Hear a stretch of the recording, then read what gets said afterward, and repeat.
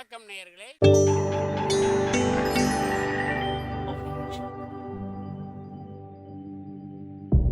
மகிழ்ச்சிக்கோர் தென்கட்சி என்ற அலைவரிசையில்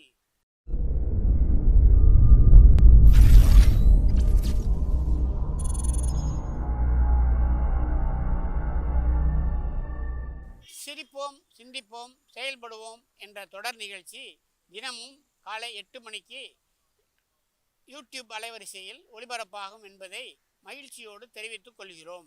ஒருத்தர் வேகமாக நடந்து போகிறார். கடத்தெருவில் ஒரு ஸ்வீட்டு கடையை பார்க்குறார்.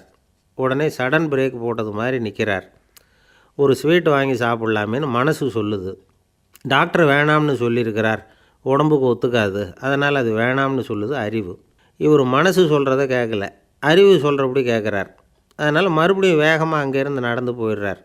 அவர் நல்ல மனுஷனுக்கு அறிவும் இருக்குது, உணர்ச்சியும் இருக்குது. எதுக்கு எடுத்தாலும் உணர்ச்சி வசப்பட்டுக்கிட்டு இருக்கக்கூடாது, அறிவு வசத்தில் நாம் இருக்கணும். அப்போ தான் நாம் நல்லபடியாக வாழ முடியும். இல்லைன்னா அவஸ்தை தான். மகாபாரதத்தில் சந்தனுன்னு சொல்லி ஒரு அரசன் வர்றான். அவன் ஒரு சமயம் அறிவு வசப்படாமல் உணர்ச்சி வசப்படுறான். அதாவது ஒரு நாள் கங்கை கரையில் ஒரு அழகான பொண்ணை பார்க்குறான். இவனுடைய மனசு அவகிட்ட போயிடுது. அவளை கல்யாணம் பண்ணிக்கிறதுக்கு ஆசைப்படுறான். அந்த பொண்ணு சரின்னு சம்மதிக்கிறா.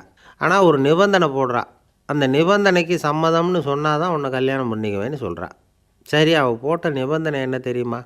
இது மாதிரி நான் உங்கள் மனசு புண்படுற மாதிரி எந்த காரியம் பண்ணாலும் நீங்கள் என்னை ஏன்னு கேட்கக்கூடாது, நான் செய்கிற காரியத்தை தடுக்கவும் கூடாது. அப்படி நீங்கள் செஞ்சால் அடுத்த கணமே நான் உங்களை பிரிஞ்சு போயிடுவேன். இதுதான் அந்த பொண்ணு போட்ட நிபந்தனை. சந்தன அரசன் இந்த நிபந்தனையை ஒத்துக்கலாமா? இதை அறிவுபூர்வமாக யோசிச்சுருந்தா இதுக்கு கட்டுப்பட்டுருக்க மாட்டான். இந்த நிபந்தனைக்கு நான் சம்மதிக்க மாட்டேன்னு தான் சொல்லியிருக்கணும். ஆனால் அவன் அந்த நேரத்தில் உணர்ச்சி வசத்தில் இருந்தான். அதனால் நீ என்ன சொன்னாலும் சரின்னு ஒத்துக்கிட்டான். அவளை கல்யாணம் பண்ணிக்கிட்டான். இதனால் என்ன ஆச்சு? 7 பச்சை இளம் குழந்தைகளை பிறந்த உடனே அவள் கங்கையில் தூக்கி எறிஞ்சி கொல்லக்கூடிய கோர காட்சியை இவன் ஒன்று பின்னாடி ஒன்றா பார்க்க வேண்டியதாக போச்சு.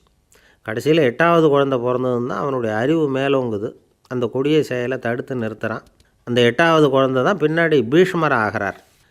ஒரு பக்தி பிரசங்கத்தில் ஒரு பேச்சாளர் இந்த விஷயத்தை சொல்லிவிட்டு இன்னொரு விஷயமும் சொன்னார். அது என்னென்னா, சந்தனு மன்னன் அறிவுக்கும் உணர்ச்சிக்கும் நடுவில் அகப்பட்டு தவிச்சதுனால அவன் வம்சத்தில் வந்த கௌரவர்கள் உணர்ச்சி வசப்பட்டாங்க, பாண்டவர்கள் அறிவு வசப்பட்டாங்க அப்படின்னு சொன்னார். மனுஷனுக்கு உணர்ச்சியை விட அறிவு மேலோங்கி இருக்கணுங்கிறது சரிதான். ஆனால் அந்த அறிவை எப்படி உபயோகப்படுத்துகிறோங்கிறது முக்கியம். ஒருத்தர் சொன்னார், சார் இன்றைக்கி கோயம்புத்தூரில் ஒரு கல்யாணம், அதுக்கு நான் போக முடியலேன்னு நினைக்கும் பொழுது மனசுக்கு ரொம்ப வருத்தமாக இருக்குது சார் அப்படின்னார். ரொம்ப உணர்ச்சி வசப்பட்டார்.